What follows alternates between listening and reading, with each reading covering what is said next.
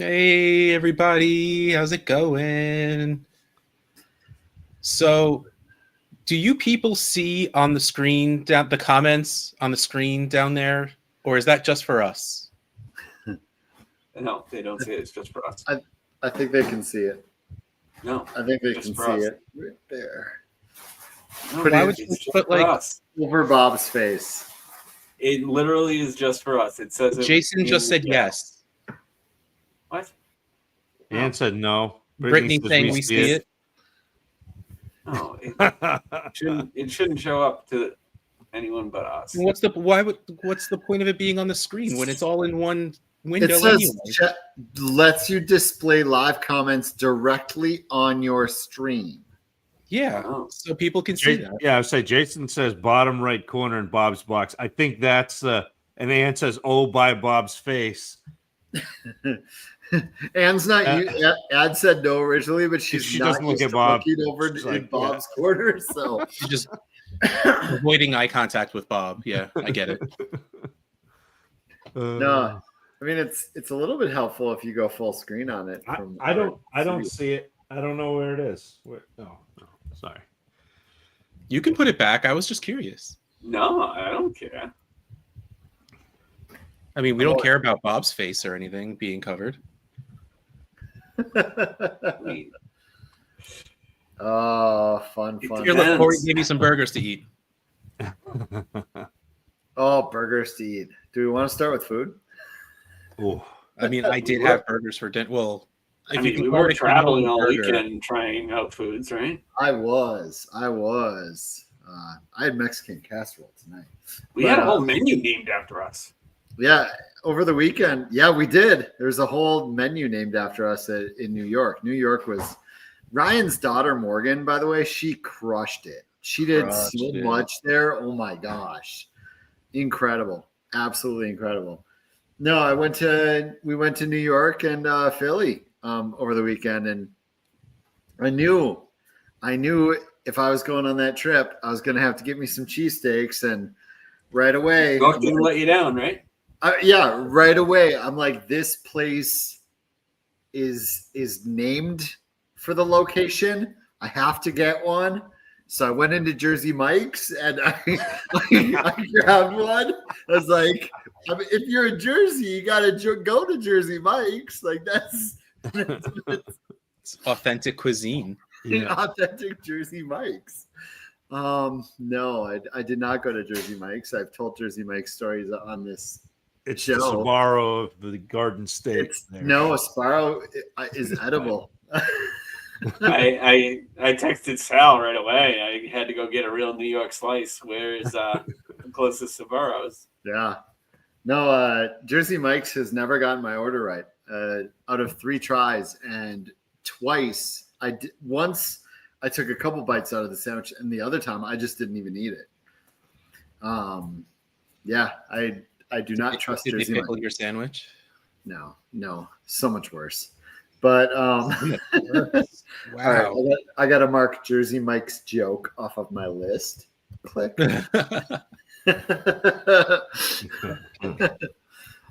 No, I hadn't before like 2 years ago, and I've only technically had it like once in a quarter, not even that, pretty much. But yeah, I went to New York and Philly. I didn't see Zach there, which made me sad. Didn't see him at either place. Although I didn't expect to, really. I'm just sad whenever I don't get to see Zach. So I thought it was worth mentioning. You know, I didn't even get out of my house this weekend, Scott. I was supposed to go home for festivities there. I was supposed to go to Boston. I made it to my house, and that was it. So it was rough. Yeah, I tell you, that does suck. I saw the video you made. That was very good video. I thought you did that really well. Wow. Video for your Hall of Fame speech. I'll probably play it, Oh, I stayed with Russ overnight. We went to New York Live, and then I stayed with Russ overnight. And let me tell you, when I say his house has so much room for activities, I mean his house has so much room for activities. Wow. That is a spacious house. I believe it's I think it's supposed to be qualified as like a palatial estate. I think it's palace-like. He didn't have a moat. That's getting installed later. But I would say we'll work on that in 2 weeks. I have the shovels for when Zach comes over. Yeah. We're gonna start digging. That's why Russ always asks how Zach's knee is. Yeah. Nothing to do with well-being. When you're digging, you gotta bend. You lead with the knees. You gotta. Oh my gosh. Yeah, it is what it is. But no, it was a really good trip. I stayed, instead of getting the early morning flight out of Philly, I took the late flight out of Philly. And I went around the city and saw a whole ton of things. And after the event the night before, I saw a ton of stuff. I went all over, from the art museum to the Rocky statue to the statue and steps, to all the way down Kelly Drive and the River Walk, and went to a couple different other museums like Ben Franklin, and saw the burial place. And I went, God, where else did I go? Liberty Bell, of course, Independence Hall. I went to Reading Terminal Market, which has so much delicious food. I took pictures of so much food there. I maybe took more pictures of food than I did of landmarks. Oh my gosh. But I had multiple cheesesteaks while I was in Philly. And I can firmly say that one of the cheesesteaks I had, I might put in my top 5. Ooh. Maybe even third, I think. All right, I'm guessing it wasn't Joe's. It wasn't Joe's. No. That doesn't even make it was fine. But yeah, there was more provolone. It was a little bit dry. I'm not sure Joe's makes my top 20, honestly. Joe's was not very special. Joe's was just it's a cheesesteak. It's fine. Yeah, and I know it doesn't help you at all, but the onions were pretty good. Okay, yeah. I don't have onions. I don't put onions on mine, but most people do, I'd say. But no, it was a place called Gus's in Reading Terminal. That cheesesteak, Prisoner of the Moment wants to say third or fourth, but it's realistically probably in the 5th to 7th range, of cheesesteaks I've ever had. And I'm told Angelo's is the place I needed to go, but it was closed on Mondays. And if Angelo's is above Gus's, like I said before going to Philly, I'm willing to pull that back, pull my Philly cheesesteaks in the city of Philly or mid, with experience, with trying more. And I did. And if Gus is that good and people say Angelo's is better, I'm willing to accept Philly's got some dang good cheesesteaks there. I mean, they have to have some good ones. Right? I think the misconception is that because it's Philly, all cheesesteaks are good. Mm. Yeah. And because there are that many cheesesteak places, it doesn't mean that most of them are good. There's a variety of quality of cheesesteaks in all of these places. And I have been told, generally avoid the cheese whiz ones. And also Pat's and Geno's they have the name value, but they might be some of the worst in Philly. Yeah, they're tourist traps at this point. Yeah. So they may have been good at some point, but not anymore. That's very level-headed of you though, Russ, to come to that, because I think that's true of any place that's famous for anything, like Maine with lobster rolls. Like if you go get the generic, if you go to Linda Beans or if you go to Red's Eats and get lobster rolls, they're fine. Yeah, that's not what people in Maine are eating, and that there are really good places to get that. So I assume it's very similar to other places with their foods, because if you're famous for a food, everybody's going to do it. Yeah, and you're gonna find places outside of that place that are, you know, like and I'm just saying Minnesota because I'm in Minnesota. Minnesota's best is probably going to compete with Philly's best because they took the formula and then, you know, they threw a, you know, they had the base, they had the starting point, you know. But Minnesota's 20th is probably not even in the ballpark of Philly's 20th. If I'm going to guess, you know what I mean? Yeah, I feel like that would be an interesting one because Minnesota, like Wisconsin, like the cheese, which is a pretty big component of a cheesesteak. I mean, it's it got first billing. This is what we were talking about. It's all about bread. Sandwiches are all about the bread.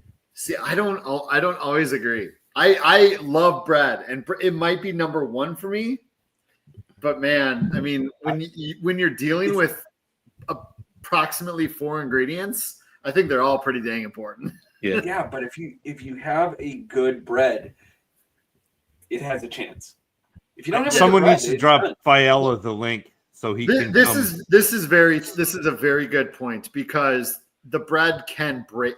The bread is the part that can break it the easiest. Yeah. That's fair. Because I mean, steak is steak, cheese is cheese. Those are probably going to be pretty similar.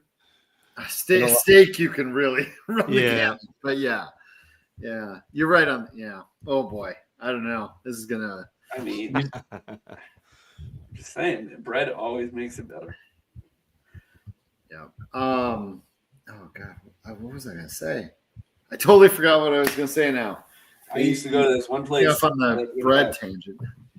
I mean, they didn't even do hamburger rolls. They did oversized Thomas's English muffins for your cheeseburgers. It was called Sundown Saloon. And, see, I like the non-standards for the buns. I like the pretzel buns. I like the English muffin bun was amazing. Yeah, it was the oversized sandwich. I like the egg buns. I love that. I'm a fan of changing up the bun. That's for sure. Yeah, give me a good brioche bun and I'm set. No. Oh yeah, brioche good too. Yeah, absolutely. Or donut. You know, donut on either side of the hamburger. Absolutely. Yeah. I have to say that is something I have not done yet. It does exist, and it does exist near me. It's not something I've done yet. My family looks at me weird, but every once in a while I'll make my breakfast sandwiches. And I will use like a cinnamon raisin bagel or a French toast bagel, something to throw the sweet with the savory on me. Yeah. You know, and absolutely. I think it's delicious. Absolutely. Kayless asking, did you get Uncle Gus's? Yeah, right? That's what you got? Yeah, I'm pretty sure it was Uncle Gus's. Yeah, I just remember the Gus part, but I'm sure. Ratio of bread to steak to cheese to veggies might be more important than any individual ingredient on its own. Plus, you have this guy who doesn't put any veggie on it anyway. So it's literally just a 3-component. Replace the veggies with cheese. Just more cheese. Yeah.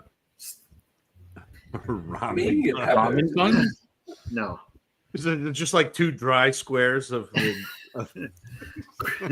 after you make your ramen, crumple a little bit of that ramen, sprinkle it on top. Beef baby. Oh my gosh. One of my favorite parts of the weekend was such an underrated part. But it was when Russ and I were it was such a throwaway part that Russ might not even remember, but we were driving from New York to Philly, and I said, the airport was next to it. I said, I've already been at the airport, or I've already been to the airport. I've already seen the airport. And I literally just go, God, I appreciate you. Because, yeah, exactly. Russ caught the speed reference midstream. I'm like, I've already seen the airport. Oh, it's great. Oh, it's a good moment. Oh, no, I absolutely remember that because I think that almost every single time I pass an airport. Already seen the airport. Do you want a crazy fact about me, Zach, that I think I mentioned on this show? Always.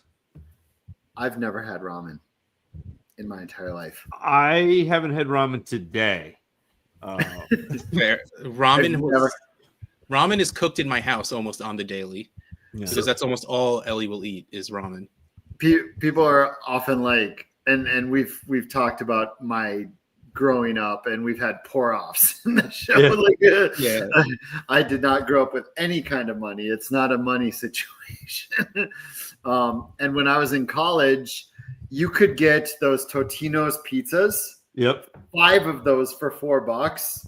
And like that was on par. I know ramen was probably still cheaper, but it's pretty close. So like you've never even had like cup noodles or anything, any version of that? Nope. I can't eat soup. I've talked about this before, right? So when I was young, the only time I ever had soup was when I was sick. So as I got older, whenever I had soup, I would just feel sick because condition. Yeah. So I just stopped eating soup altogether. I mean, I'm so many years past, I'm sure I could, and it wouldn't have an effect. But there was a stretch. Yeah, I can't drink Gatorade anymore for the same exact reason. Oh, you used to when you were sick, and then when I was sick, I drank Gatorade, and now I drink Gatorade, and it just makes me. I don't even know because I haven't had it in over a decade. That's ginger ale for me. Same idea. You get that Pavlovian ring the bell, drink some Gatorade, feel sick. I'm not sure I've ever been to a restaurant in Minnesota that doesn't have garlic rolls or garlic bread or garlic nuts. Garlic bread as a roll is amazing. Like a sandwich on garlic bread. Like that's next level. I just described it. The place down the street from me has garlic knots. Okay. That are unbelievable. They're so good. And they hand mint. It's not like sometimes you get like the jar minced garlic. This is like hand minced garlic, and they make like a garlic butter that goes over it. And then they do so everything at that place is called a cabin. Throw garlic butter on everything. Yeah, we put garlic butter on lots of stuff. And like they hand make everything. So like they make their own sauce. They make the knots. They make the mince the garlic for the garlic butter. It's just top notch. But it's all cash. Like you have to pay cash. And so like I have to ask for money because all my money's theoretical. I don't ever have cash. And so, because I get direct deposit, everything goes out of my account, everything goes into my account. So I have to ask for money if I'm going to go down to the cabin. You talking about garlic butter reminds me of this thing, and I'm going to see how good it's going to look on the screen. I don't think it will. In the reading terminal, they had, everyone knows what pigs in a blanket are, right? Yeah. Like it's dough around a hot dog. Yeah. Correct. So there's a place that did that, but it was pretzel around a hot dog. Like it was in the middle of pretzel, right? Yep. And it was jumbo cheese dogs and then smeared with garlic butter. I don't know if you can see. No, it's not. Oh, that looks there it is. Yes. Yeah, sign me up. Jumbo cheese dogs in a pretzel roll covered in garlic butter. Now that's the suggested serving size, right? Just that picture. Yes. You just take that plate. Yeah. But it was one of the many things I took pictures of. I'm like, I can eat here every single day. I could eat at this place. This place is incredible. The Reading terminal is so. I'll put it back up. It's like, it's that shows pretty well on here. I think it does. You see it perfectly. Yeah. Yeah, you can see the glisten of the garlic butter. You're far better at that than Sal is. I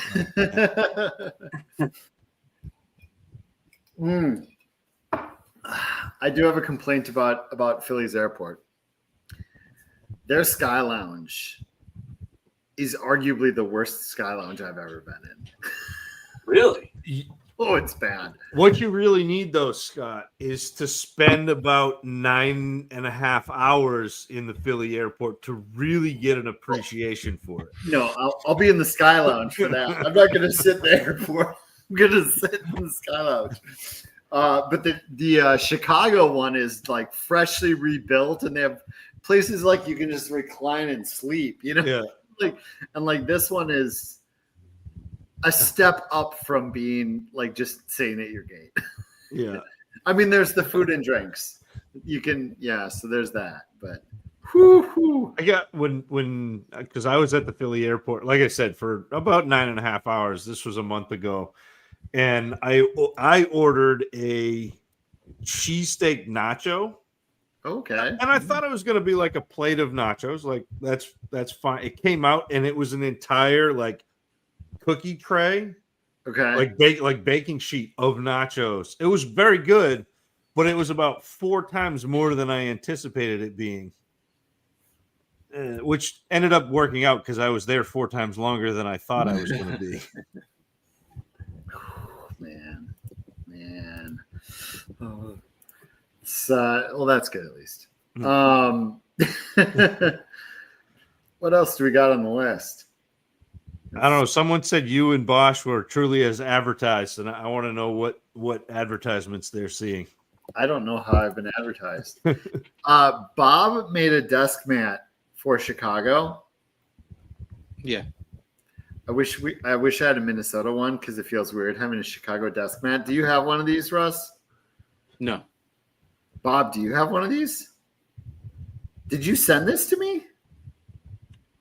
I don't know. Did I? Did you buy it?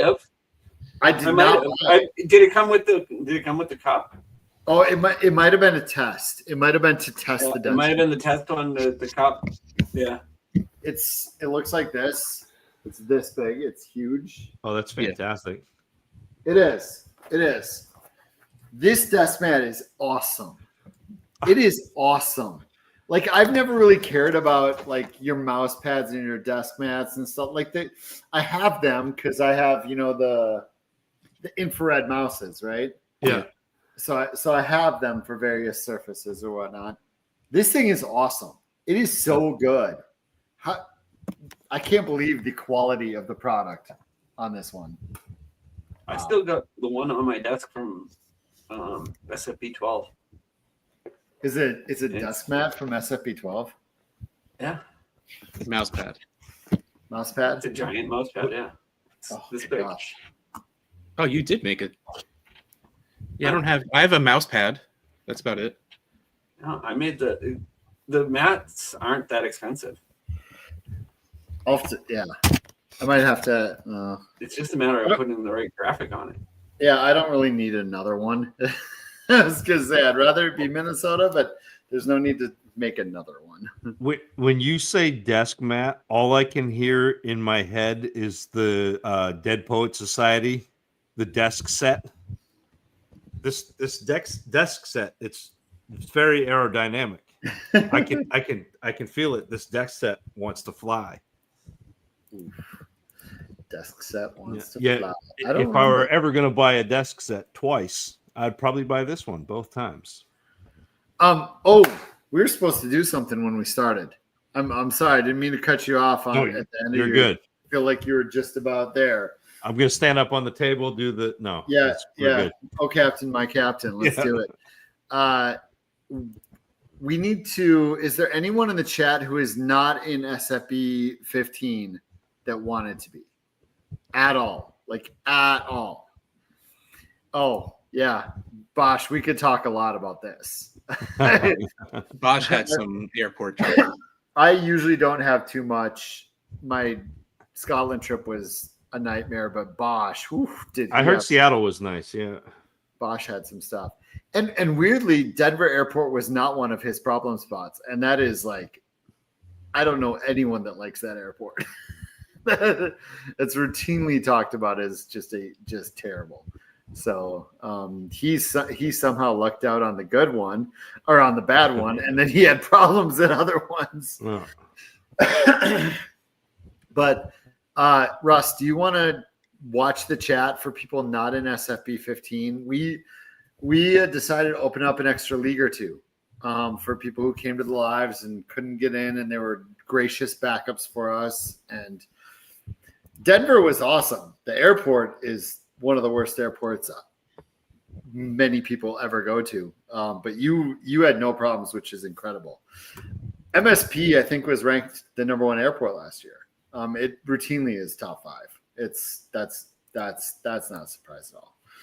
MSP is, I feel very lucky on that one.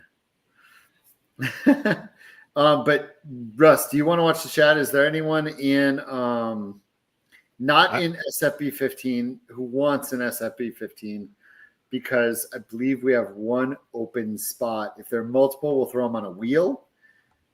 If they're not, maybe John's in the chat. Maybe we just get them in. All right. So far, Flight Deck Life is the only person to say they're not in SFB. Is anyone else in this chat not in SFB 15 right now? I will be and wants to be.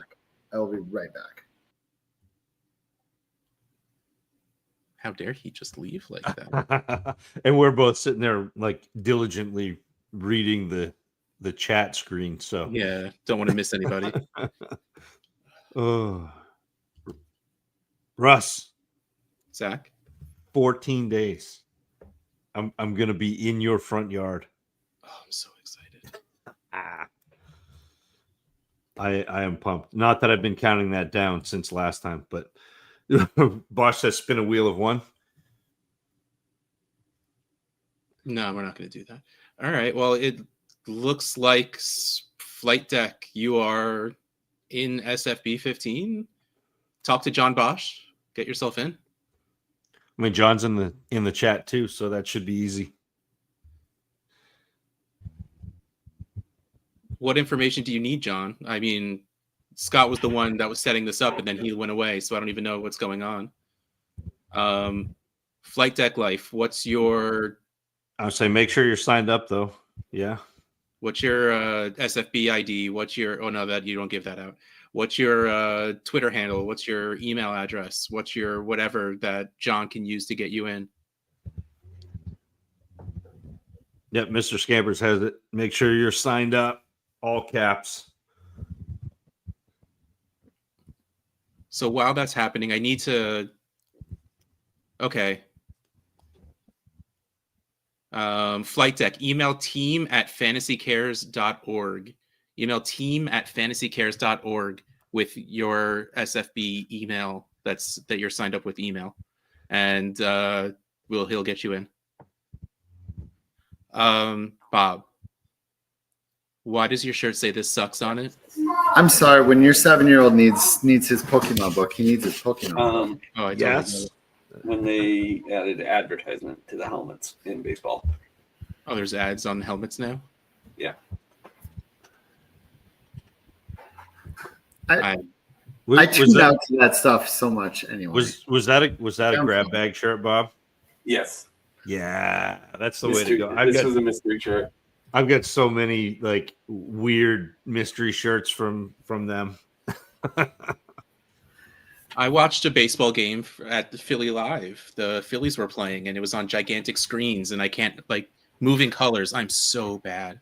Oh, like in this room of 100+ people, I just zone out and start staring at moving colors on a screen. It's so bad.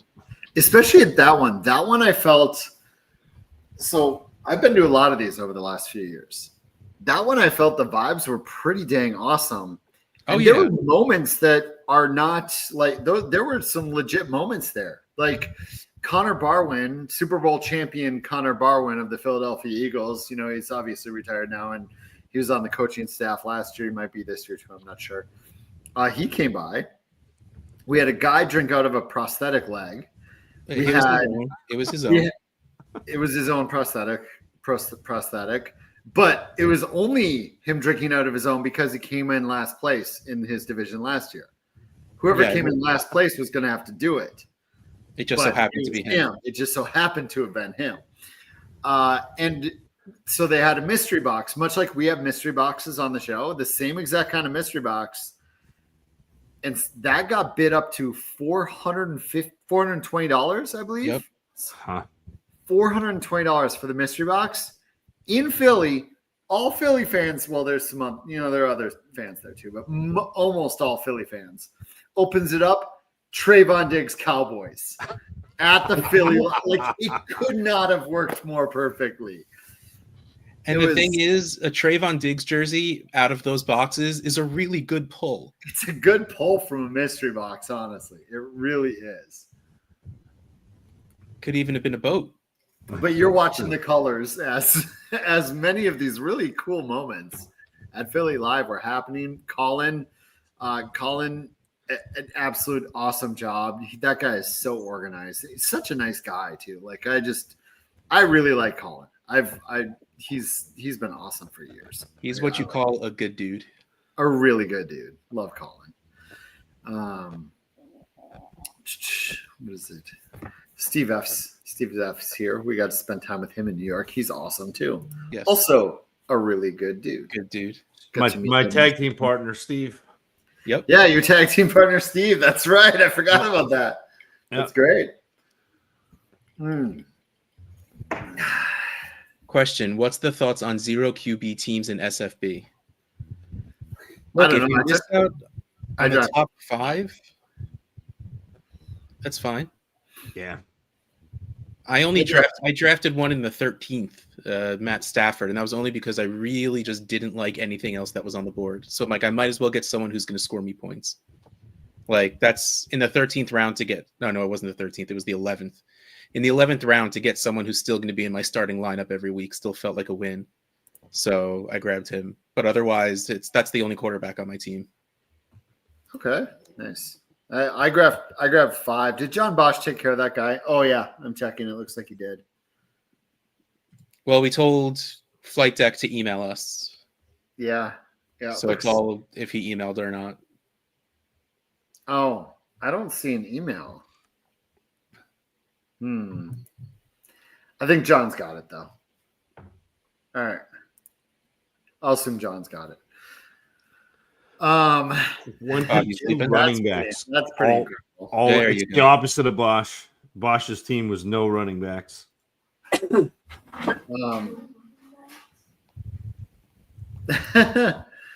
my rabbit be in SFB 15? Well, it can't, but if you want your own rabbit, you can go to Fast Draft Fantasy.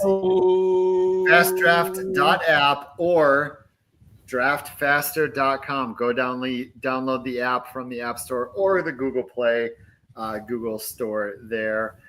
Right on the front page, you can jump in the SFB Inspired Rabbit. It will show you that it is free to play. Everybody that enters, every entry gets Fantasy Cares $10, which is that's a good amount of money. For you go in, you draft 15 rounds. It's only a 10-teamer, so it's 150 players. It's pretty shallow. You're not like reaching for people you've barely heard of. It's very quick. It's 20 seconds per pick. You're going to spend less than 20 minutes, and you're going to make Fantasy Cares $10. Thank you to Fast Draft for that, because Fast Draft is the one sending us those $10 each time one of you enters. So please tell everyone you know. We want to get like 1,000 people in there because we want to max this out at the $10,000 mark. Be really, really nice to get $10,000 on this tournament. Yeah. I'm intimidated by it. I'm not even in it, and I'm intimidated by it. Yes, absolutely intimidated by a 20-second clock. Yeah, that is. What's weird is I routinely, by routinely I mean like almost always, do my mocks at 30 seconds. But for some reason, the 20 seconds it's not that much less. But I'm like, ugh. It's a little tight. It's gonna be a little tight there. It's like going from the college shot clock to the pros, Scott. Yeah. You got this, but it's gonna take just a little adjustment. Right, exactly. I think we figured out that the progressive on that updates every time a draft has completed. They've done 13 drafts today, so that's $1,300 for Fantasy Cares just today. But once again, we want it's single bullet though, so like you can't join 14 times. Right. You can go join other contests on Fast Draft if you want to, experience more of that fun. But yeah, go join for free. Spend 20 minutes drafting. It's really fun, and then boom, Fantasy Cares gets $10, which is pretty awesome. Brittany's saying, "Don't be intimidated. It is so much fun." I'm actually a little bit curious if you can play in this. Matt and I were talking about this, and we do believe you can, because you don't have to verify. You shouldn't have to verify to play in the free contest. Michigan changed their fantasy laws a few years back and made it. It's not completely illegal. It's just so much tougher for legal sites to get in now, and a lot of legal places don't find it worth it to be in Michigan anymore. Pretty crappy. However, I do believe you can play in this fast draft contest even if you are not in a legal spot, because it is free. So no excuses.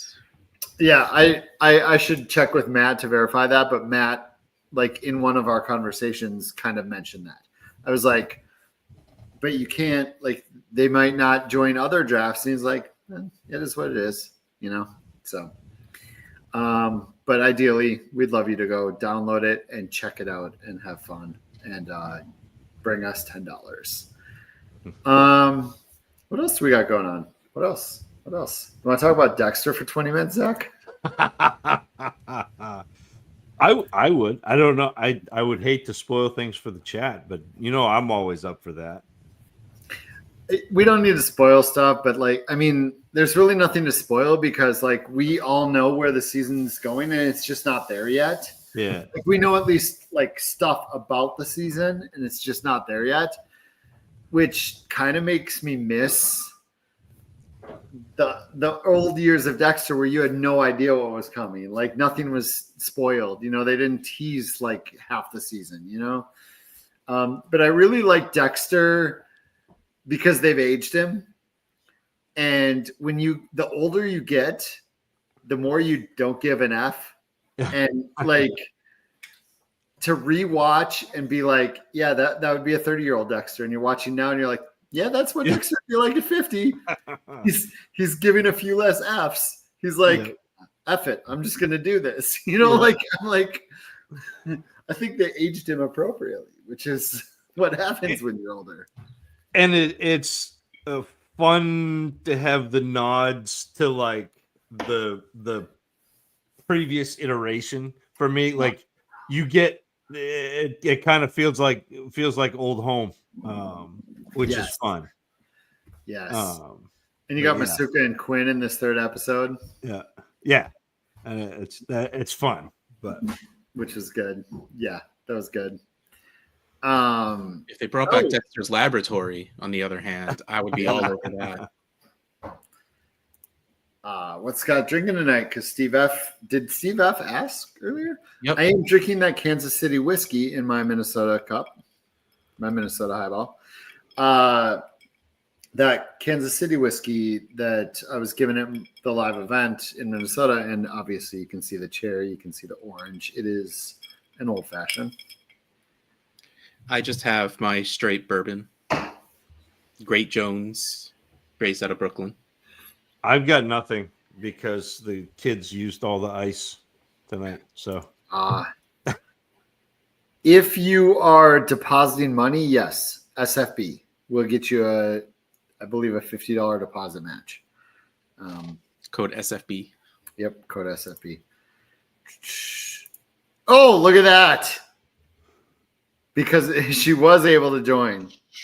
Yep, I was pretty sure. I know my laws. Nice. However, I know my rights. Right. But also you never know if a site Fast Draft could easily make you go through the verification and geolocation before joining even a free contest. They could do that, but it seems like they don't have to though. It's only for the paid entry ones that they have to do that, so. Half of that is an absolute lie, Ben. So. Ben doesn't drink. Ben knows things though. I was just talking to Frozen the other day, who also doesn't drink. That I have an absurd amount of my friends, and by absurd I mean just a lot of them.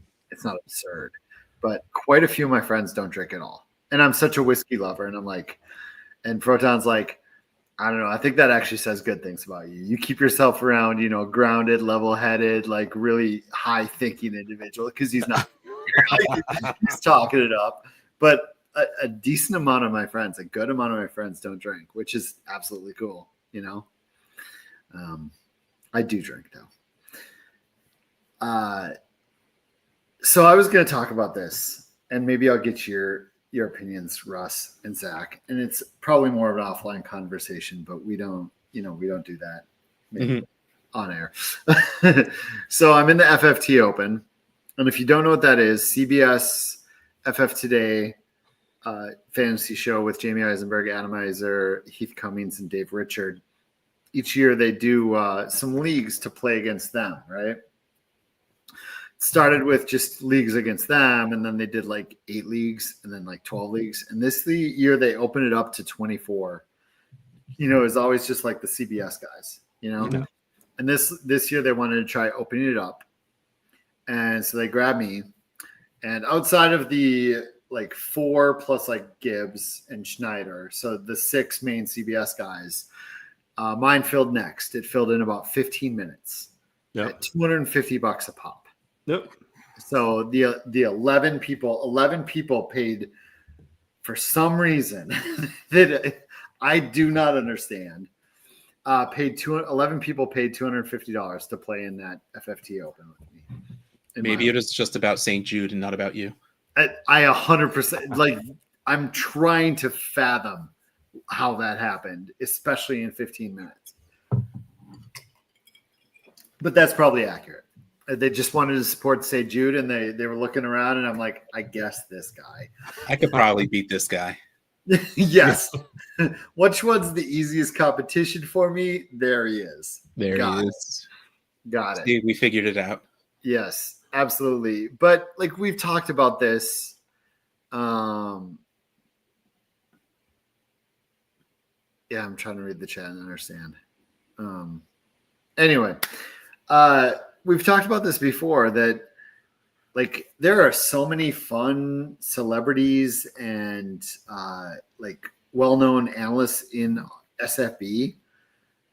Does Russ, does Zach think it would be weird if for a handful of those, like we have all our, you're in SFB free, whatever, please donate. That'd be awesome. But there's no entry fee. There's none of that. Click your division, whatever. But if for a handful of those, there was like donate an extra $200 to play against this person. Donate an extra $100 to play against this person and join this division. Well, I mean, we do that with Barry. We do it with Barry. We do it with no one else, though. So I think that's an awesome. I think that's an awesome idea, though, Scott. To me, it's a little bit like the select your seat option with flights. Exactly. You book your flight. This is what you get, but for an extra $65, you can sit with extra leg room. Exactly. And I think that's a fantastic idea. It's a seat. I think what needs to remain is that you're not doing it to get in SFB. No, you get in, and it's like an upgrade.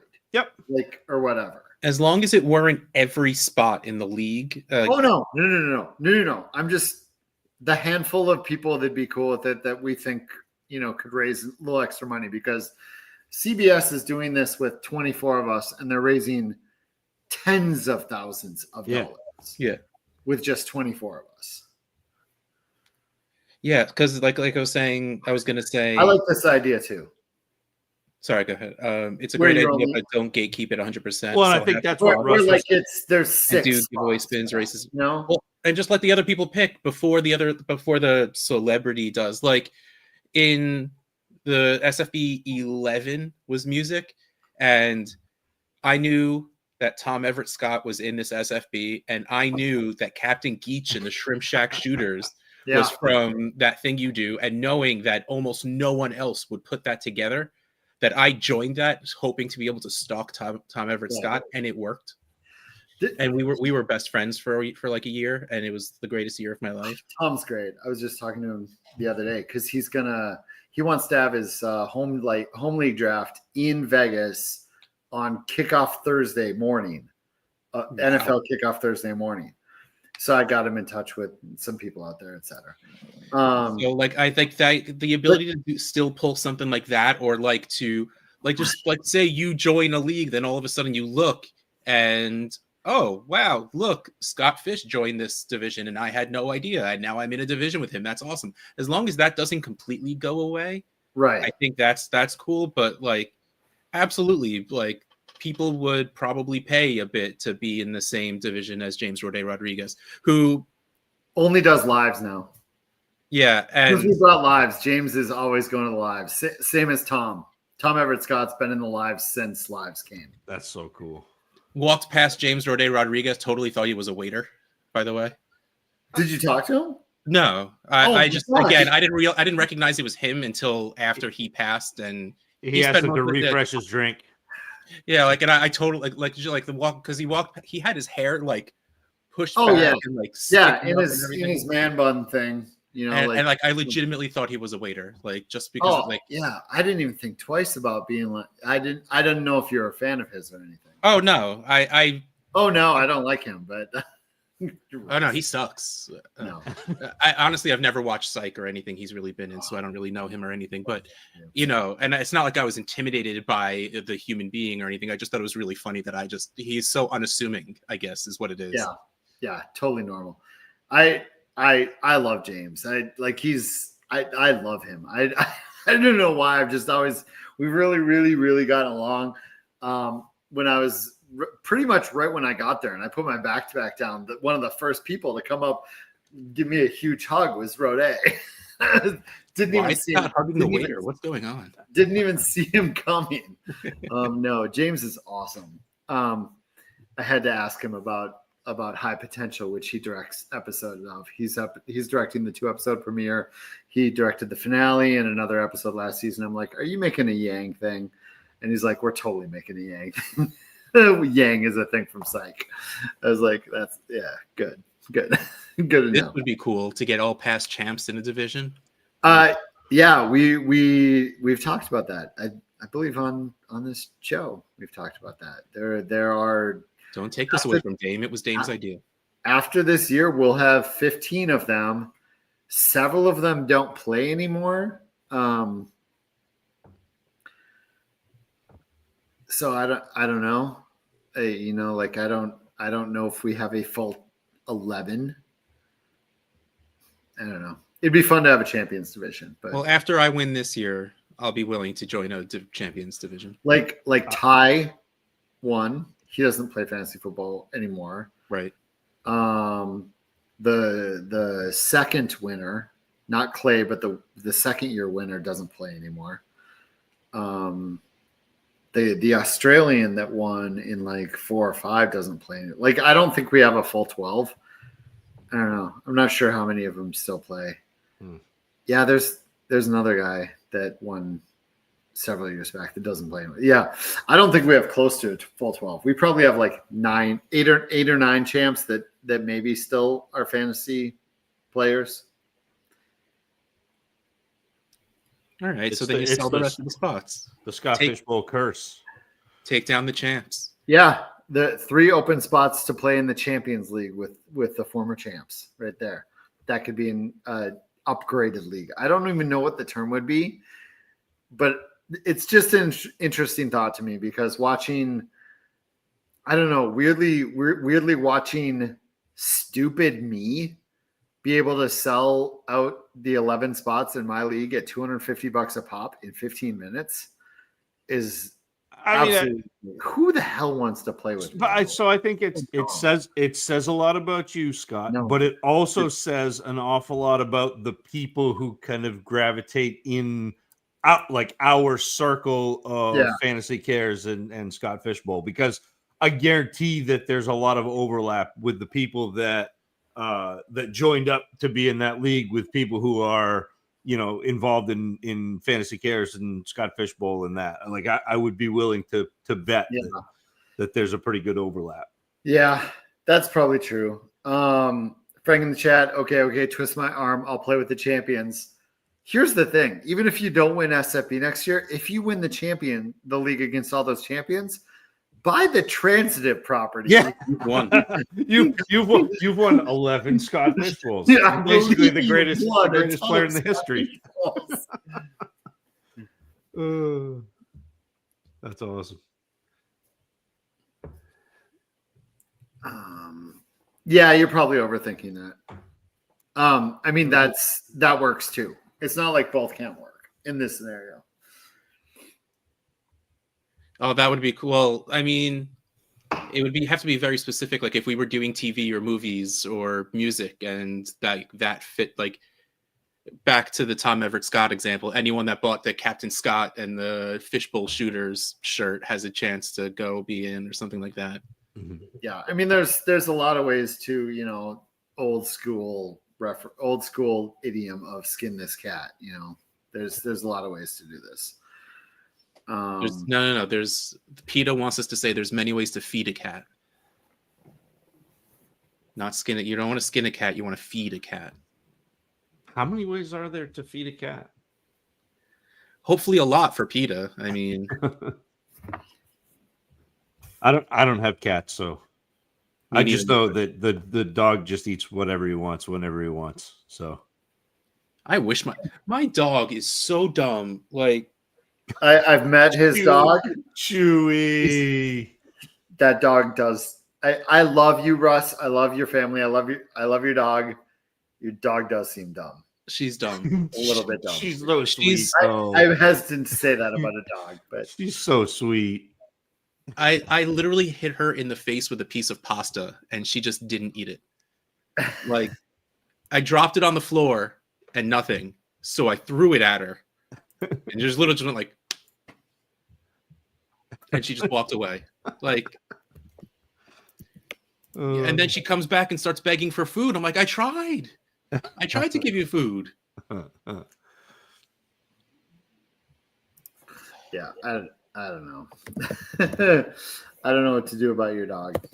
I like Chewy though. Oh no, Chewy's wonderful. Chewy's wonderful. She's adorable. She's great like 80% of the time. Yep.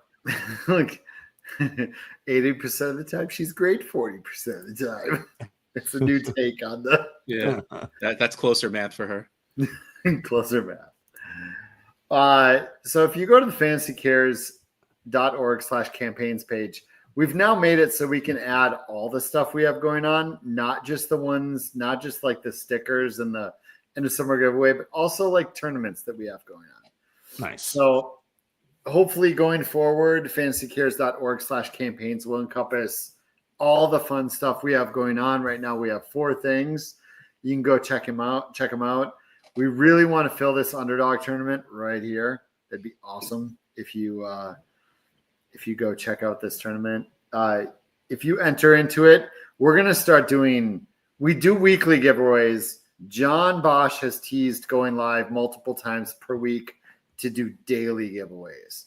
So please go join those. Tell your friends to join those.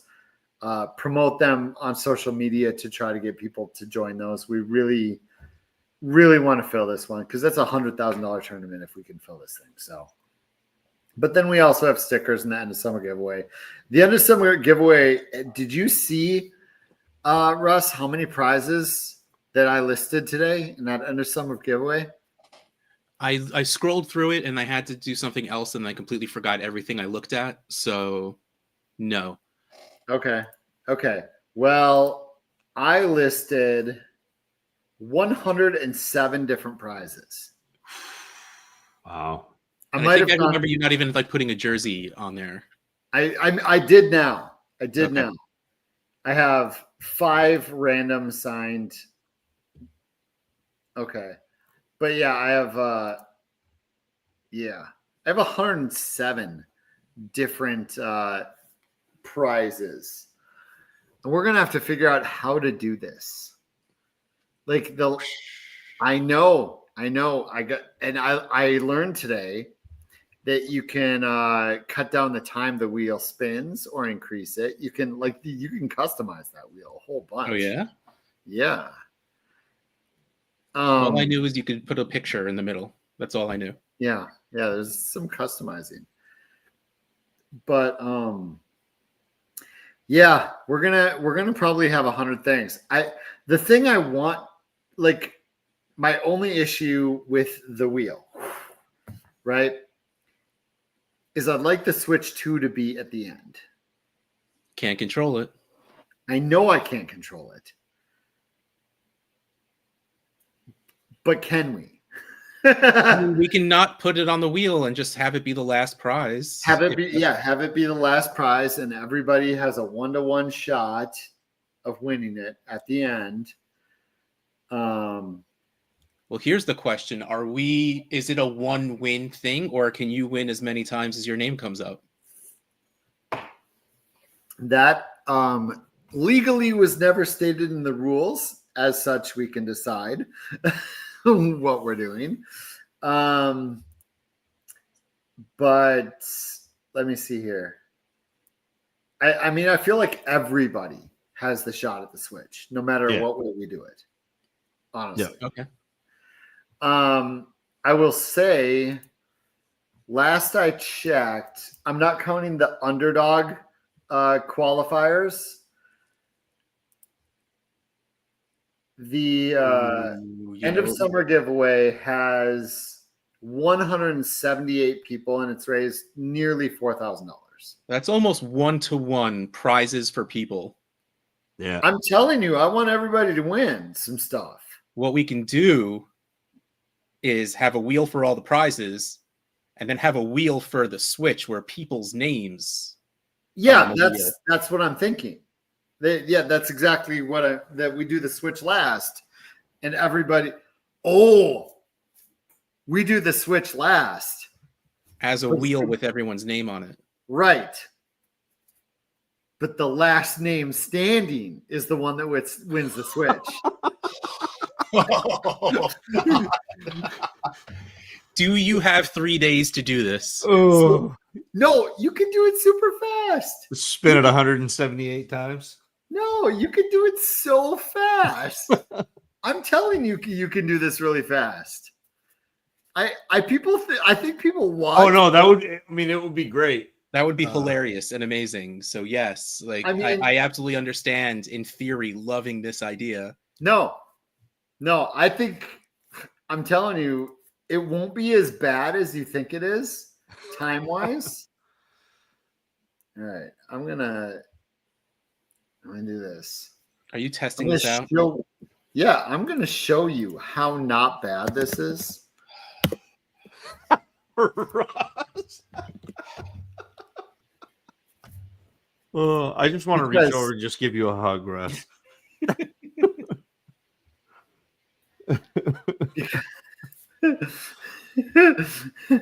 Because you could do this and you'd be like,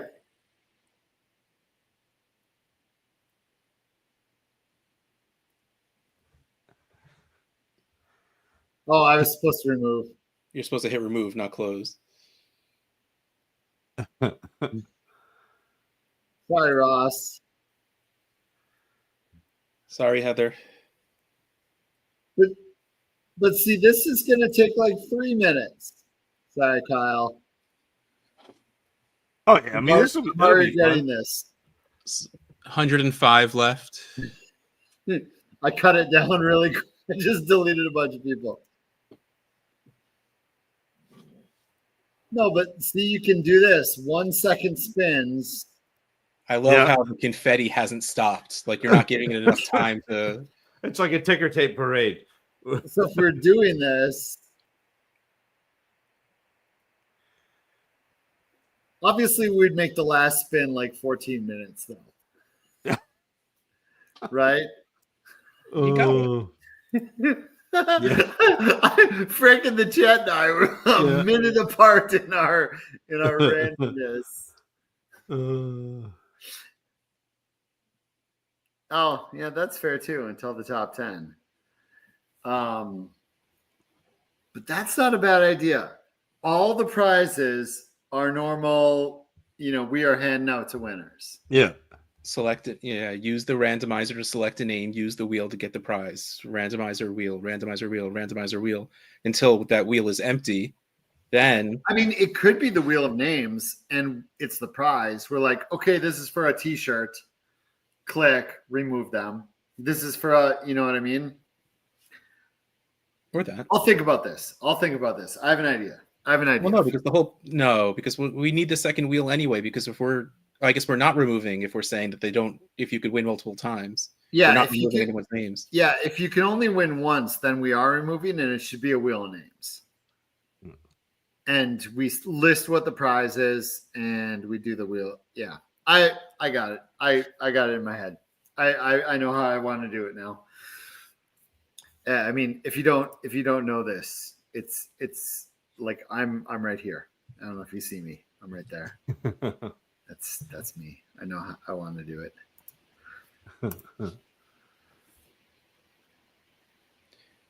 So go to underdogfantasy.com and join at least 3 times. If you enter 3 times, you're entered into the end of the summer giveaway show automatically. Yep, absolutely. That's all you have to do to be part of that insane 4-hour show we have planned. No, just do the math on it. If it takes 20 seconds per thing at 100 plus, I mean, it takes 3 per minute. Yeah, and that's not even counting the amount of time we randomly talk about crap. Yeah. That was always when I drove FedEx. People were like, "How come you're so much faster than the people that do your route when you're not there?" And I'm like, if you stop and talk for 1 minute at every stop and you do 120 stops, you lose 2 hours. Yeah. So like I take 1 stop a day and talk for 5 minutes and I lose 5 minutes. Yep. And I just rotate who I stop and talk to. Yep. See, Zach's the guy that just tosses the package from the car. I say right, but I have my little. I can like flip the scanner and have the pen out all like quick draw. Yep. Yep. So.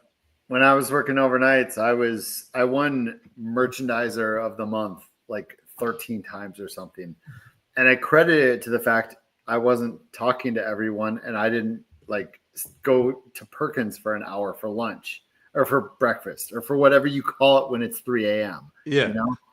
Yeah. I'm like, I just worked. Yeah. If we had this shirt and this shirt and this shirt, well, that's not on a shirt, but I could throw it on a shirt. Those should definitely all be. Those should all be. If that was a 3-shirt prize pack. Oh my goodness. The second after the switch, that would be the top wanted prize. I feel like the goat meter shirt would be. What's funny is we can tease this for 3 years, and it's just we just keep building. Yeah. It like that. It would put the Uno reverse card to shame. Oh my God! Do I not have the yard goat in here? I don't have the yard goat. Did you see the yard goats are changing their name? No. Oh my gosh! I got sent this,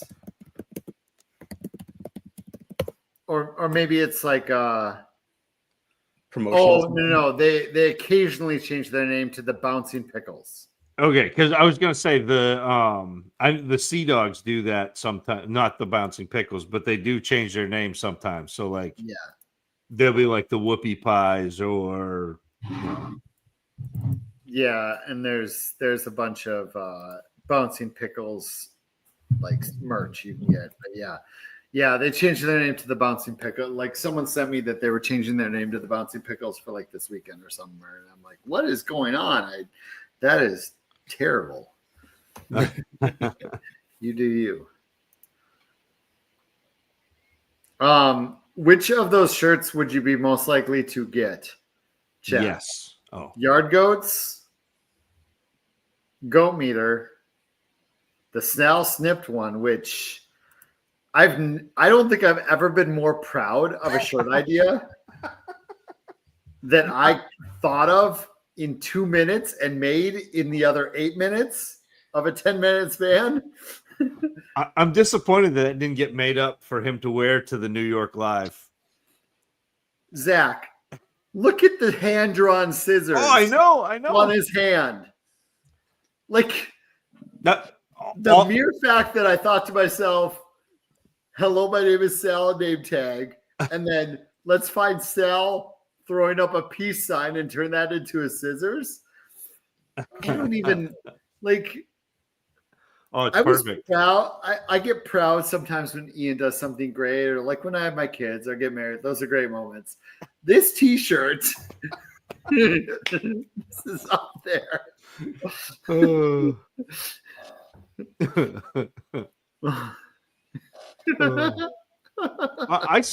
When you did it, I said it was. You heard the story about the artist who could draw the perfect circle, and so that was the hand drawn scissors. I was like, that is on par with being able to freehand a perfect circle. Man, I think the thing is, I don't feel like I have a lot of great ideas. I feel like that one was just great. No, my gosh. Yeah. I wonder if I have my yard goats on this. I should keep it out more. Bob went away. Yeah, he did. A while ago. Yeah, I know. What was he thinking? Doesn't he know what day it is? Hopefully everything's okay. Yeah. It feels like usually he's got other things going when he drops off. So. Oh my gosh. I'm on the wrong computer for yard goat. The yard goat meter? The yard goat meter. Yeah. I think it's on my other computer. And I will almost guarantee that Bob's not sleeping because he doesn't do that. He doesn't do that. Only one night during the expo. Yeah.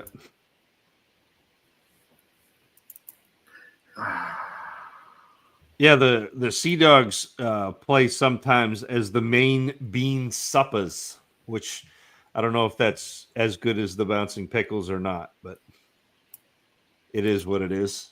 The main bean suppers? The bean suppers, because that's a thing. We in Maine we dig holes and we bake beans in the holes, and then we have bean suppers. Wait, what? Like a supper, like dinner. Well, oh yeah, that. But like, so you like literally dig a hole? Yeah, that's like actually I missed that at the town as well. I actually have a picture of it on my phone. I'll do the Sal, but like they dig holes and they cook. Oh, okay. Like I was literally picturing pouring a can of beans into a hole in the ground. No. So you dig a hole, you start a fire in the hole, you bury the crock pot. Yeah, you cook beans in the hole. Because the town I grew up in was like a mill town. So like river drivers back in, before you had logging trucks, they would basically cut down trees, put them in the river, send them down the river to the mills.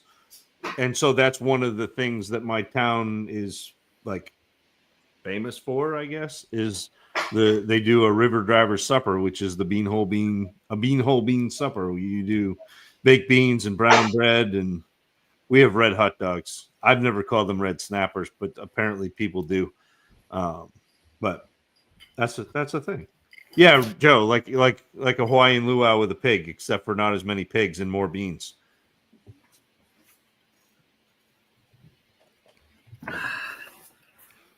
I'm sorry.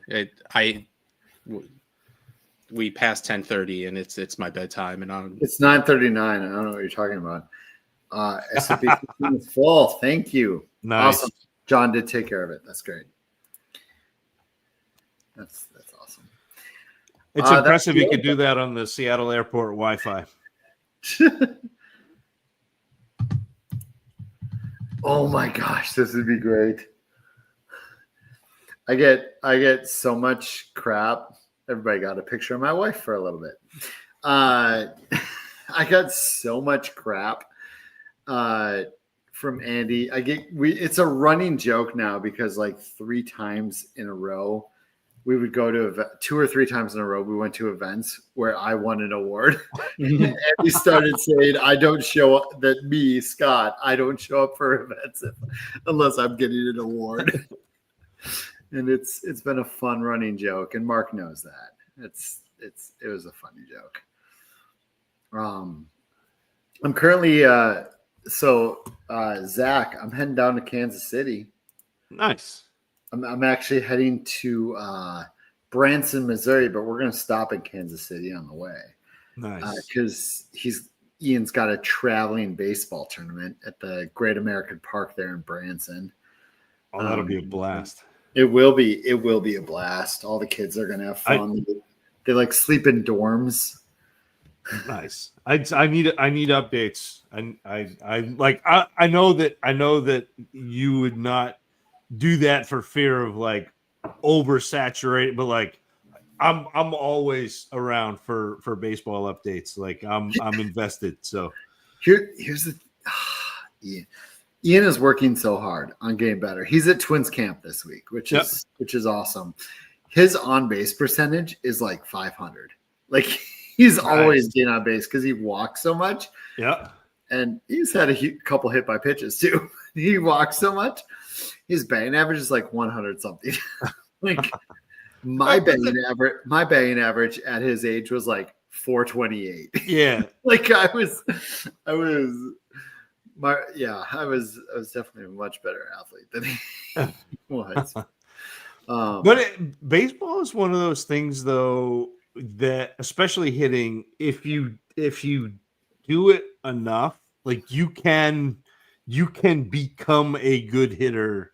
Yeah. But it's hard. Like it's hard. It's not something that like when I was hitting, I'd take 500 swings a day. Like it would be a ton, and it would be tees and toss, and it would be the the little like wiffle ball golf balls.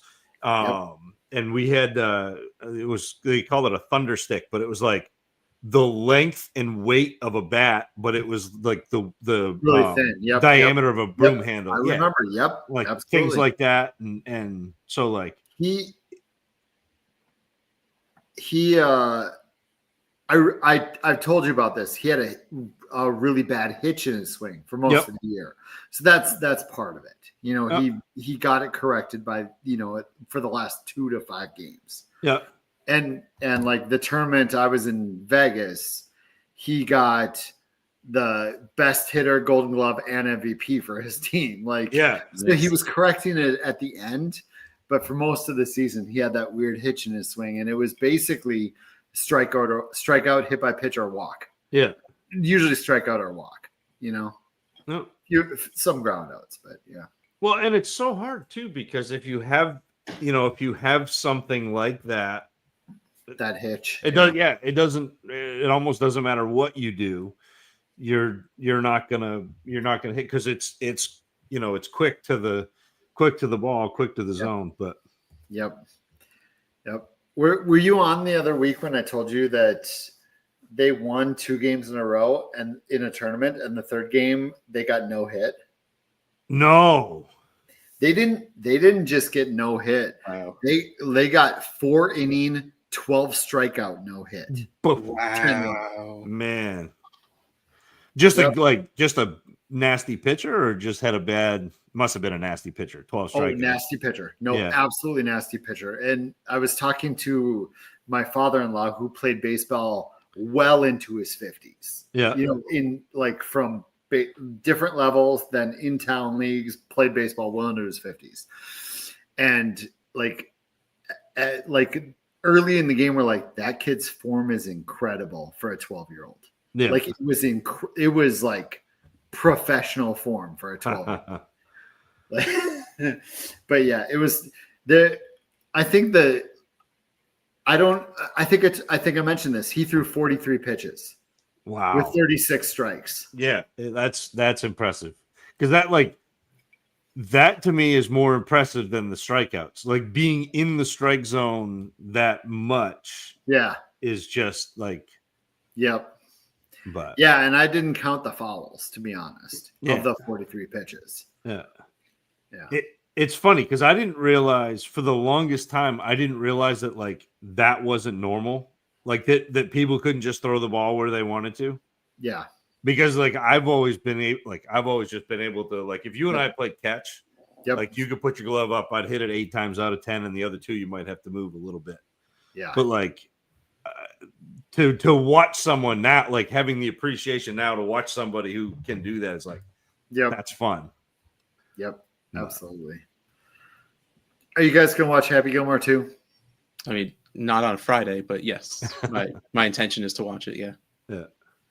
My kids love Happy Gilmore.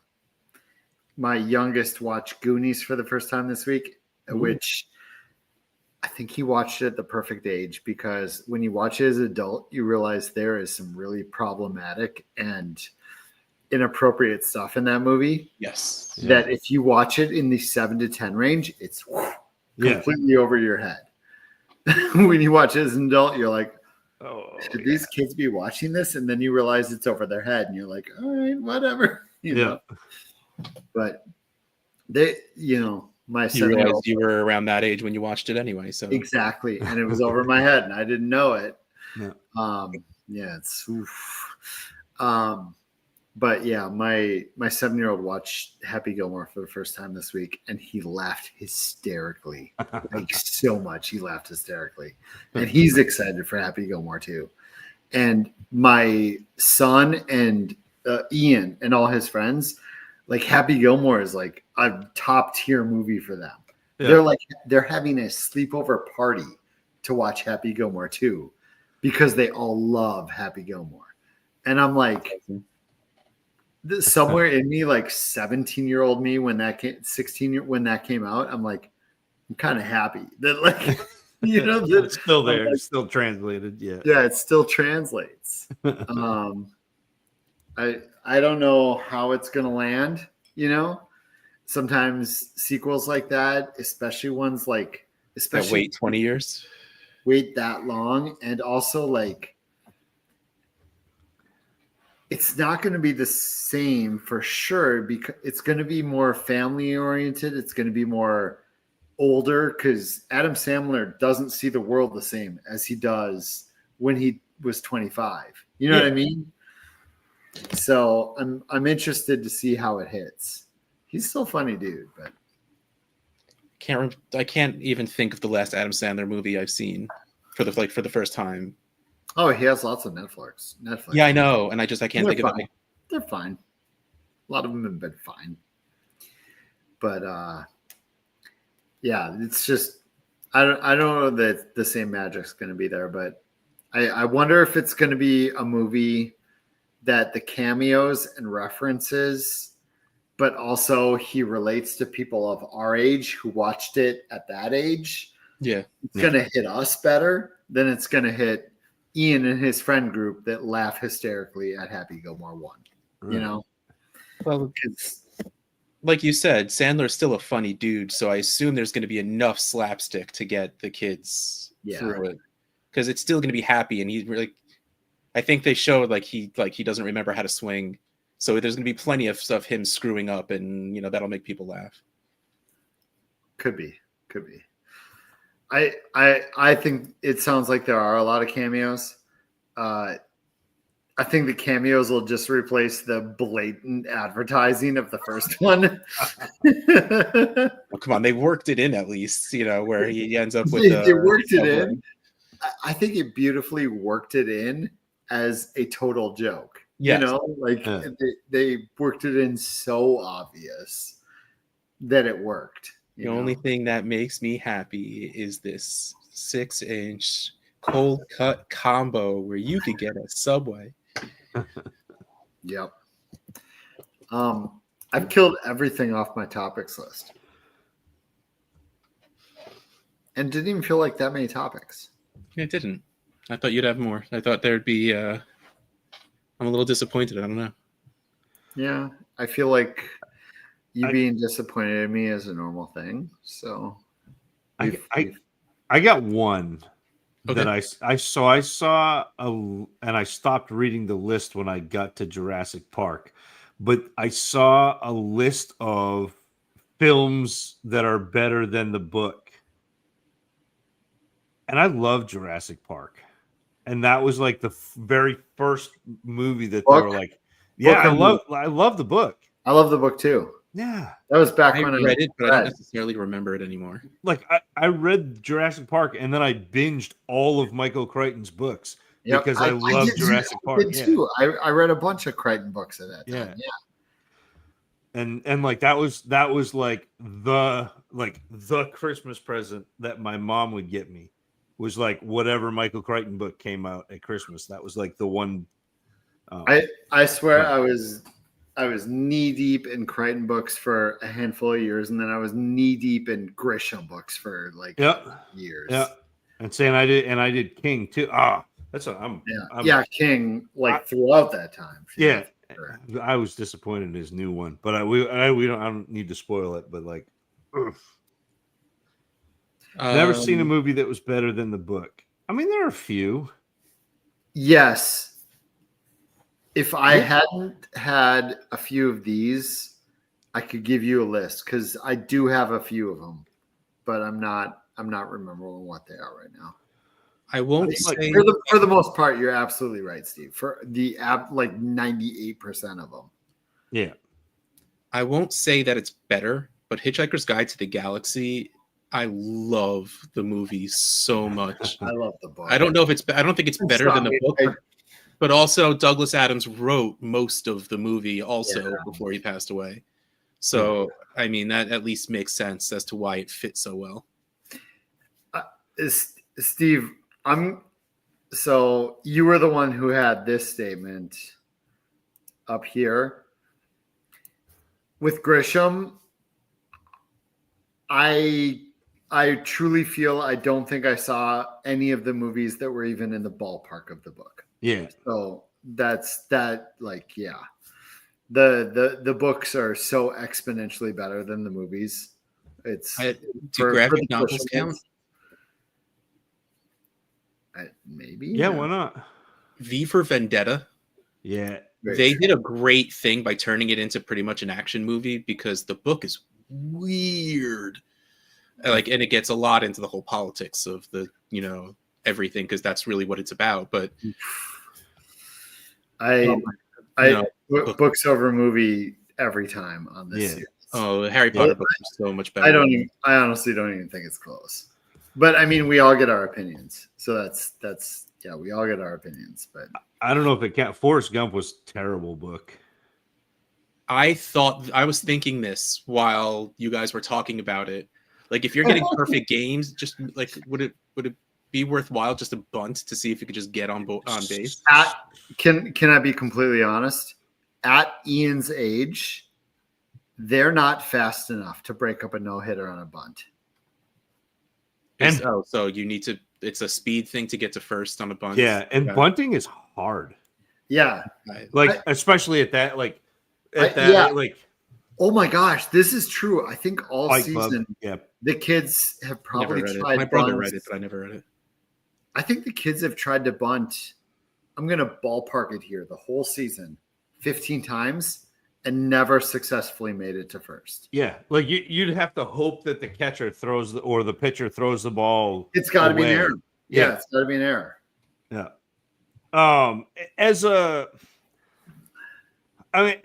At that age, I don't think it. I mean, the question was, at that age, does it bother you? At that age, it doesn't bother me that much. I saw a guy do it.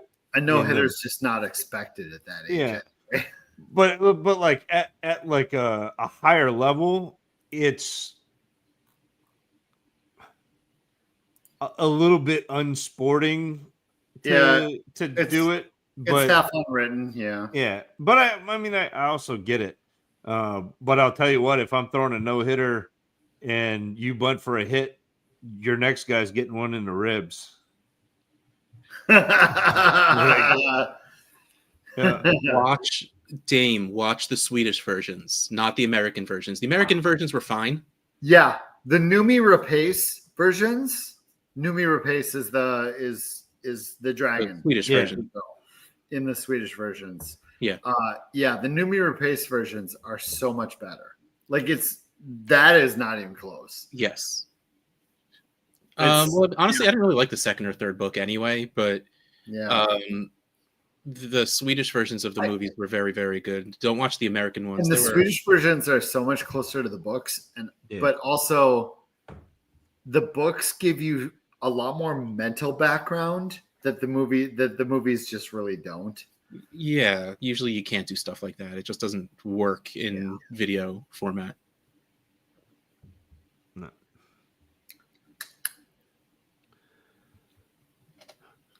Princess Bride, I think because the Princess Bride spends a lot of time being satirical, the book, and the movie just takes that out and just makes it a fairy tale. And it's not that the book was bad whatsoever, but I'm just so attached to the movie. This one is going to be controversial because I know it won a bunch of awards, but like, no, I lied. This is the other way around because people say, or No Country for Old Men won a ton of awards. Yeah. Like, I didn't like the movie a lot, but I loved the book. I didn't read the book. I loved the movie. The movie was fun. I didn't read the book. Yeah. So I don't have the reference. Yeah, the book was fantastic. Well, and you run into that a lot though, where people will watch a movie and love it and have never read the book. Yeah. I love his writing. He wrote The Road too, and it was just tremendous. Who framed Roger Rabbit? Technically, the movie is literally zero like the book. The movie is literally just there's a cartoon rabbit named Roger. Like that's really about this. That's where the similarities almost end. Oh man, let's go on this tangent. First off, Sean, I think it's pretty likely Albuquerque gets one next year. I think it's more likely than a lot of cities. Oh my gosh, which tangent do I want to go on first? Yeah, let's go here. First off, the not like you were mentioning how Roger Rabbit's nothing like the book. It's just a character. This is my problem with the movie Fargo. In that Fargo is based on a true story. Have I told this before on the show? Yes. I didn't think yet. Then I won't tell it. All right, let's go. Oh no, you can run it back like that. No, I don't need to.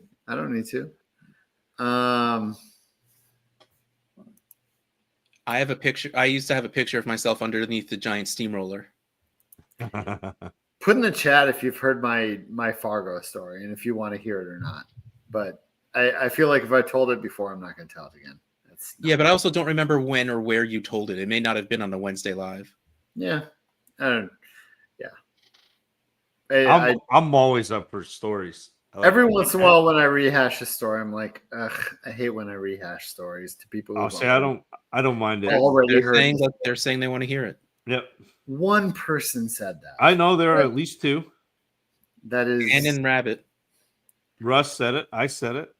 That's four. Well, if we, maybe we only get half a vote each, but so that's at least three.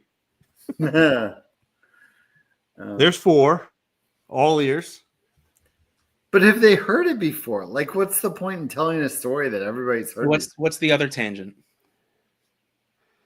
You said you had two tangents. No. I don't know, Scott. I reread books. I rewatch movies. If they're good, they're good. No, I forgot what the other tangent was, which is stupid. I should have typed it down real quick.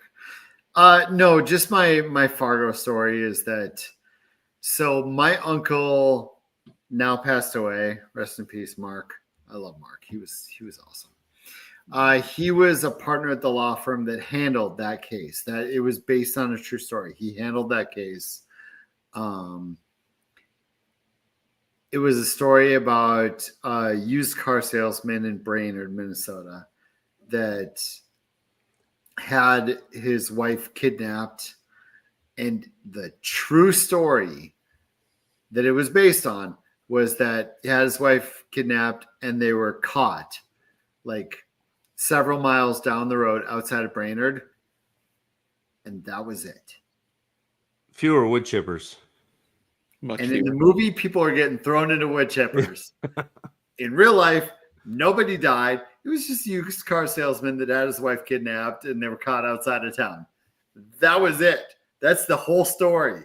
And the Coen brothers, Minnesota boys, heard this story and they concocted all of this around it and threw based on a true story right on because the tiny little impotence of that, like the very start of that, the kernel of truth of that was used car salesman, kidnapped wife, caught outside of town. Movie, wood chippers. You got to have the very in parentheses, very small font, loosely. So in 1995, I realized based on a true story meant basically nothing. Yeah. Basically nothing. Oh my gosh. Yeah. Oh, it was, yeah. So that's what that true story is based on. I forgot what the other thing was. It was, it was along the same lines of books being turned into movies and them not even being close. I had a reference for it, but I forgot what it was. Or there's things like The Watchmen, which is like shot for shot, exactly like the graphic novel. That's pretty awesome. Yeah.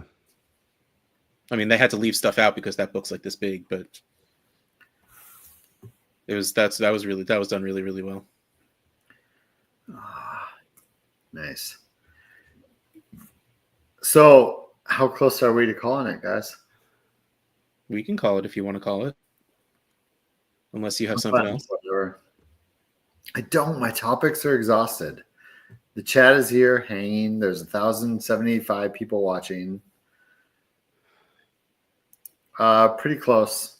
Most are done. I'm done.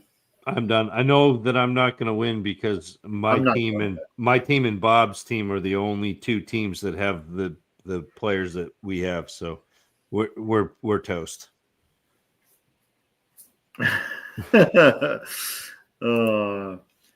My draft has 5 picks left, and 3 Cleveland quarterbacks went in the last 8 picks. What a waste of picks. Shots taken, right? Shots, doing shots. Who do you think that was the highest taken of the Cleveland quarterbacks? Dylan Gabriel. Shedeur Sanders was taken 21.1. Flacco, Gabriel, then Pickett, all by 22.7. I feel like Flacco's the only a 19 pick in 19 picks, all 4 Cleveland quarterbacks went. That's wild. Well, in the 21st and 22nd rounds. Yeah, I mean that's still wild though.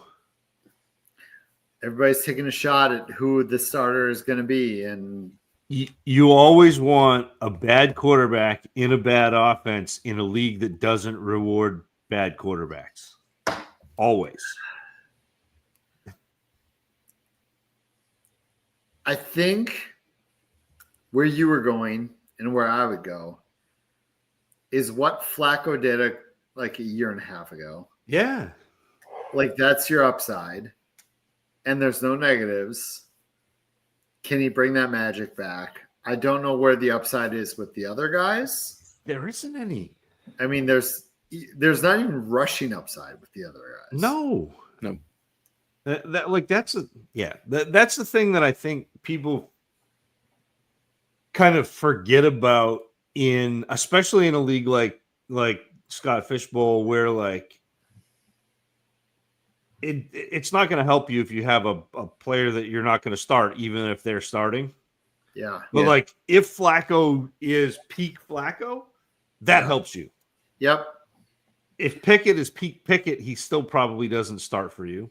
Pickett, I know he had the rushing upside in college at Pitt, right? Like, but it was like sneaky had to do it on a college stage. Like in the pros, he hasn't shown it really. Yeah. Gabriel, no. Shedeur Sanders, not even. No. Like when he gets outside the pocket, he looks to make a play and throws an interception. Right, yeah. Zach? Yeah. He just keeps backing up. He keeps backing up, takes a giant sack, right? So I don't like Flacco. I get the Flacco. The 21st, 22nd round, I get the Flacco. I get the Flacco. I like Zach said the best Browns moment of the season happened today. The where they unveiled the helmet and the guy fell off the rack into the water. Like that's peak Browns. So this didn't catch on. This didn't catch on like I wanted it to. And I have not talked about this on the show or publicly.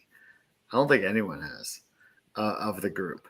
So there were a select few of us, like Marcus Grant on NFL Network and me and a few others, a guy on CBS. Like there's a few of us that about 2-3 years ago, we decided we wanted to make Scoot Index a thing. Do you remember this, Russ? No.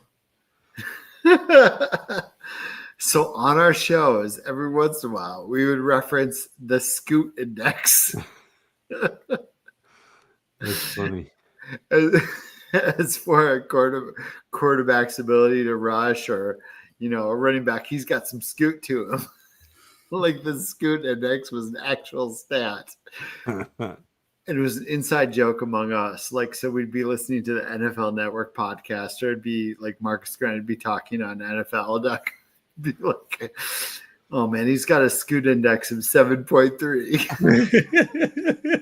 It was completely made up. But it was so funny to me when any one of us, like 4 or 5 guys, would reference it in our nationally broadcast shows about the Scoot Index. It was so dumb. That's dumb. Yeah, but that's fun though, to have the little inside joke rolling. It came at a time a few years ago when there were just so many stats. Yeah. And we're like, let's make one up. Well, I used to go because that was around the time when Peter Howard and I would do shows. And like, I would just make fun of him because I'm like, all right, so what's, it's Whopper or it's this or it's that, all of the different. And I'm like, all right, what are you coming at me with now? What are the letters that we're putting together? But Scamp, I was sniped on Bo Melton. My son's Ian sniped me. Took him right before I could. Otherwise, I would have been Travis Hunter and Bo Melton as well. Very annoying. Huh.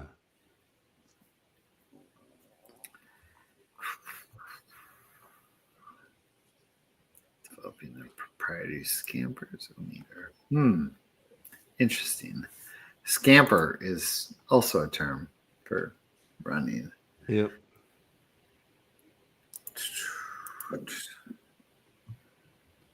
1701. Wow.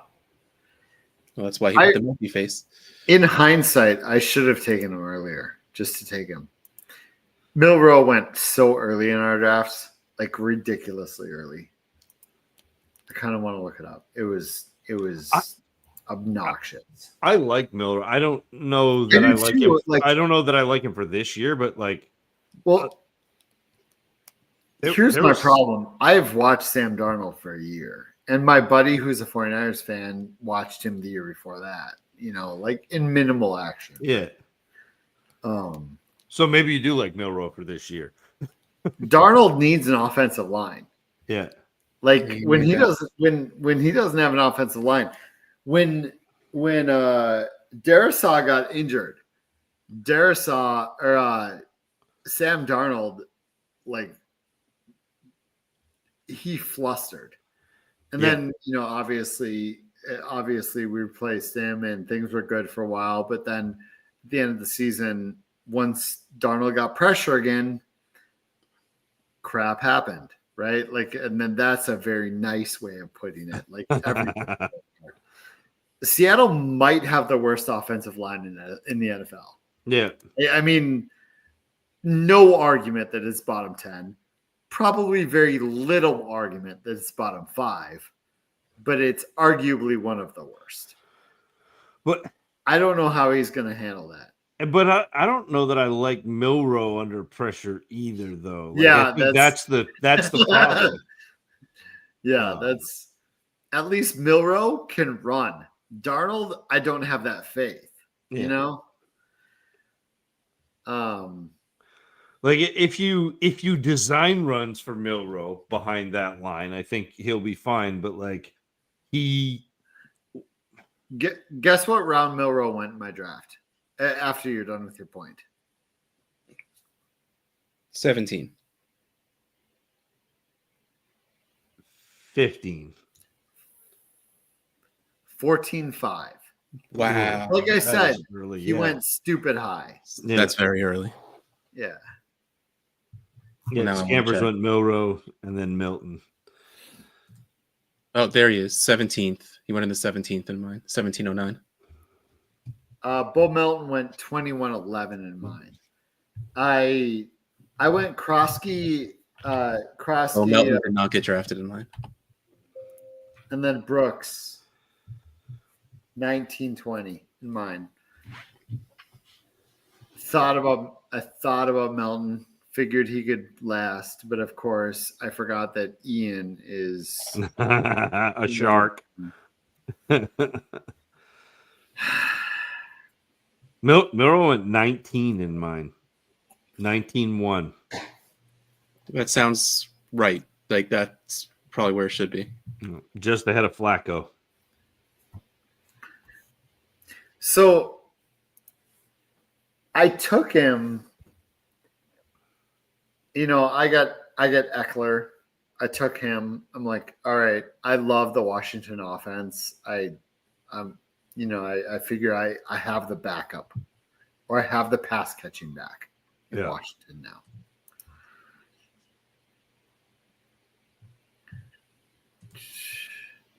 Yeah. See, like, I probably would have taken Milroe on my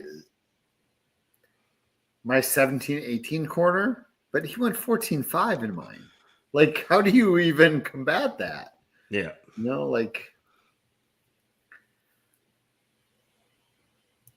Ooh. I don't have thoughts on Tesla. I didn't get that deep pre-draft, and I have done a poor job going back this year. So I don't have thoughts on him. I apologize. That's a lot of A's together, though.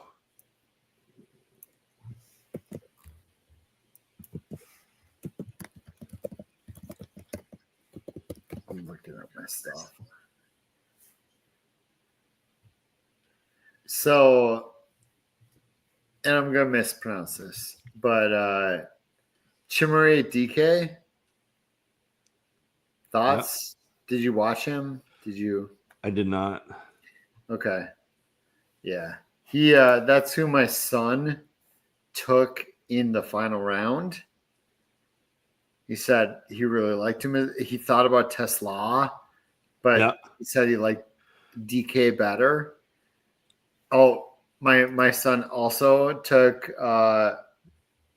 Eric Iomanner. Yeah. I didn't care for him, but my son didn't take him. Actually, I lie. No, he went to pick after me. My last round pick was LeQuint Allen. Dontavian Wicks. Wicks was gone way, like, Yeah, Wicks was gone way before. Wicks was a 19th or 20th round pick. Yeah. Lane. I think Lane was like 18th round. Oh no, 19-3 in mine. Huh. This is insane how SFB is every year. It's so awesome though. The chaos ridiculous. of it, and Bob and I drafted so many of the same players. He was drafting them 2 rounds later than I was. Yep. Taj Brooks 2001 in mine. He got sniped for me. Taj went early. Taj went like 19th round in mine. 2001. I got sniped by him. I took him. I like him a lot. Yep. I mentioned I took 1807. I took Krosky, Merritt, and Brooks on that corner. Brooks kind of reminded me of watching Kareem Hunt because he was a player that like didn't get a lot of hype from a lot of analysts, but like he was really sneaky through the line of scrimmage. Like he's one of the crease runner where like he doesn't need a lot of space, and then all of a sudden he's on the other side of the line. I love guys that do that. Yeah. But I took, like I said, I took LaQuint Allen with my last pick, and I know he was a 6th round pick, and I know he went to the Jags, and he's behind Bashul Tootin, who I like Allen better than I like Bashul Tootin. But Allen was my running back 5 pre-draft in this class. Really? Yeah. I really like what he does. Vince, this was probably my quickest year figuring out scoring. I knew that I was going Ultraflex. I knew that was happening. I knew I was not going to do 3RR. I knew that was happening. All right. So I knew it was going to be Ultraflex. I knew no 3RR. Mm-hmm.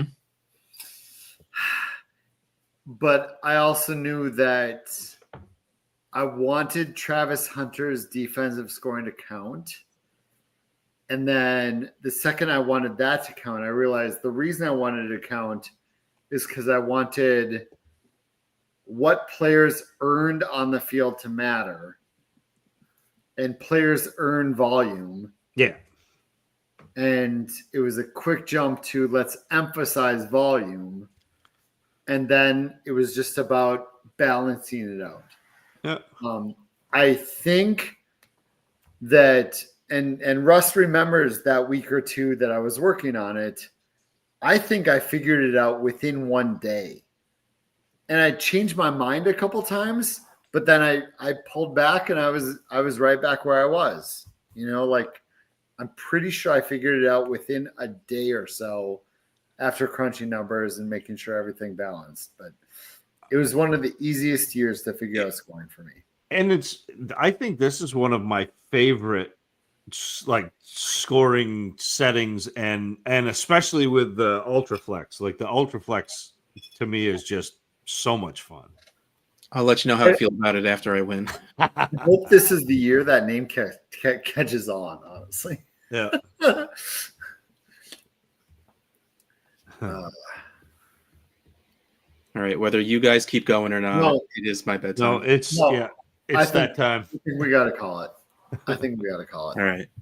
Well, thank you, everyone, for spending the past hour and 49 minutes with us. We greatly appreciate it. We have so much fun on these Wednesday evenings. So the fact that anyone is willing to sit and hang around with us is just so cool.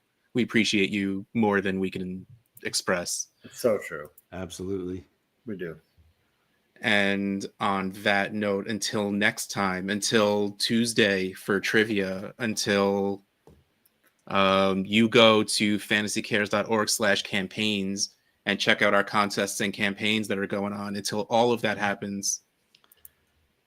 I clicked the wrong one.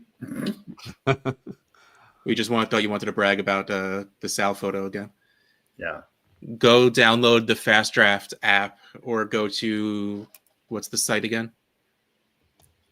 Fastdraft.app. Fastdraft.app, and go, and you'll see there's even a picture of a fish next to the free challenge. It says free in big letters, and it'll even tell you how many people and how much money is going to Fantasy Cares on that line, so you know you're joining the right one. Free picture of a fish, has the word Fantasy Cares on it. Go join. It's free. It gets us some money, and we'll appreciate you even more for it. Even more, we'll appreciate you for that. All right, I'm clicking buttons. Good night, everybody. Good night.